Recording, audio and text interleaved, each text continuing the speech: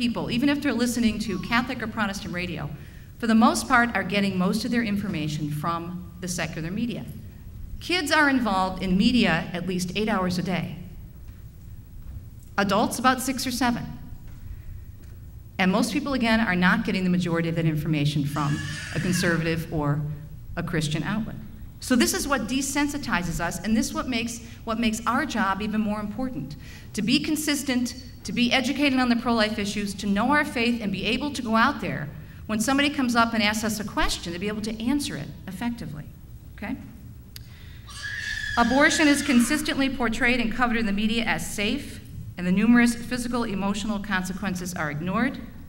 How many stories, for example, do we see in the local papers or the evening news on the connection between abortion and breast cancer? How many secular media outlets have covered research done by experts such as Dr. LaFranchi and Dr. Priscilla Coleman on post-abortion issues? Not only breast cancer, but increased rates of drug abuse, divorce, domestic violence, child abuse, on and on and on. The media virtually ignore the impact of abortion on the African American community. 17 million African American babies have been slaughtered since Roe v. Wade. And African Americans and Hispanic Americans are the two most highly targeted groups. You talk about civil rights, this is the civil rights issue of our day. Amen? This week, I don't know if you know this, we know that we're wrapping up 40 Days for Life, but how many of you also know that today we're actually wrapping up White Ribbon Against Pornography Week, WRAP.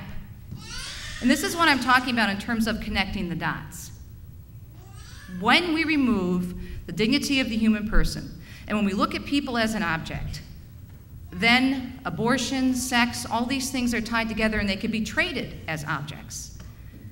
And pornography is very much connected to abortion. Listen to a quote from the president of Morality and Media that sponsored White Ribbon Against Pornography Week. Our nation is facing a moral crisis, which is giving rise to, among other things, teen promiscuity, sexually transmitted diseases, abortions, children born to single mothers, sexual abuse of children, rape, trafficking of women and children, on-the-job sexual harassment, and lost worker productivity. Why are we surprised about all these other things? And we can look at a baby as a blob of tissue. It's all interconnected, and we need to help people connect the dots. All right, now I just want to give you a few stats. I could stay up here until the cows come home and talk about this stuff. I'm so passionate about this, and it's so important to understand what's being thrown at us. But just a few statistics. The average American youth spends 1/3 of each day with various forms of mass media, and mostly, believe it or not, without parental oversight. If you have children or grandchildren, or if you know any children, or if you care at all about children, you should be interested in this. By the time children reach 13, they will have viewed 100,000 violent acts on television alone. That number doubles to 200,000 by the time they graduate from high school. By the time they're 12 years old, they will also have witnessed 8,000 murders on TV, video games, and the internet. Young people see on average about 14,000 sexual references a year. 75% of the videos on MTV contain sexual imagery. Adolescents who are exposed to TV with sexual content, now this isn't exactly brain surgery, but they had to do a study to figure this out, are more likely to overestimate the frequency of some sexual behaviors and have more permissive attitudes toward premarital sex. 22% of teen girls and 18% of teen boys now admit to sexting. 51% of U.S. adults surveyed believe that pornography raises men's expectations of how women should look as well as how they should behave. Approximately 40 million people in this country are sexually involved in the internet, and 2.5 billion, B as in boy, billion emails per day are pornographic in content. As far as STDs, one case of a sexually transmitted disease is diagnosed for every 4 sexually active teens in this country.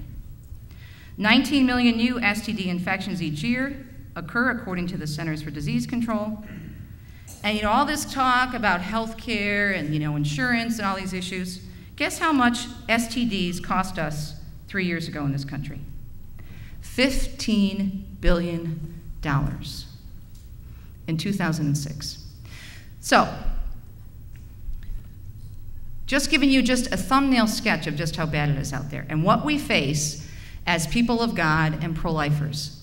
It is important for us to understand when we're out there on the street or in the crisis pregnancy center or in the churches that this is the view, the worldview that people are getting. It has nothing to do with objective truth, everything to do with moral relativism and this all about me attitude. So it's very important that we remain strong, we know our faith, we know the issues if we are going to witness and make a difference. So what do we do about it? Well, we keep doing what we're doing here, for example. We attend events like this, and we stay involved in the pro-life movement. But in terms of the media, I really hope that you will pray, and I know it's really difficult, especially for me, because of the things I see and how they operate now. Pray for the mass media.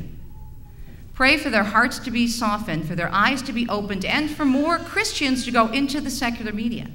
Not because we should expect the secular media to be all Christian, but for crying out loud so we can have some balance and some objectivity returned to the mainstream media. I don't even like to call them mainstream anymore because they don't represent mainstream America. They're so far off in some strange planet, nowhere near where the majority of Americans are in terms of politics and the social issues. So number one, pray for the mass media. Number two, you know, Jesus tells us to pull out the plank in our own eye before we point to the speck in our brother or sister's eye. So we start in our homes and we examine our own media habits and take an honest look at how are we allowing ourselves to be desensitized. You know, when I left the secular media and was making that decision to leave and go into the Christian media, I struggled with it because I thought, well, maybe I'm just going to be preaching to the choir. Well, have you seen the choir lately? If you look at the statistics, as that young man mentioned in the last election, this is what we call the results of what I like to use a phrase called the perfect storm. Perfect storm of confusion that occurred in the 60s with the so-called sexual revolution, confusion after Vatican II, radical feminism, which took over and is running many of our institutions now, and this whole attitude that is so pervasive in, you know, in terms of women having this control over their bodies when actually all the things that they are doing nothing more than creating more bondage and more objectification of women than ever before. But all of this, a perfect storm of all these cultural things, and then the explosion of the mass media. This is what we are living in, all right? So this is why we have to examine our own media habits to make sure that we're not falling prey to any of this. One of the best things you could do is what I call in my book, Noise, a media reality check. It still kills me, you know, talking about being in the Catholic or Christian media, when so many parents, and we were talking about this at dinner last night, feel they need permission to be a parent. Do you think it's okay if I tell my child not to listen to the iPod when we're eating dinner? Hello?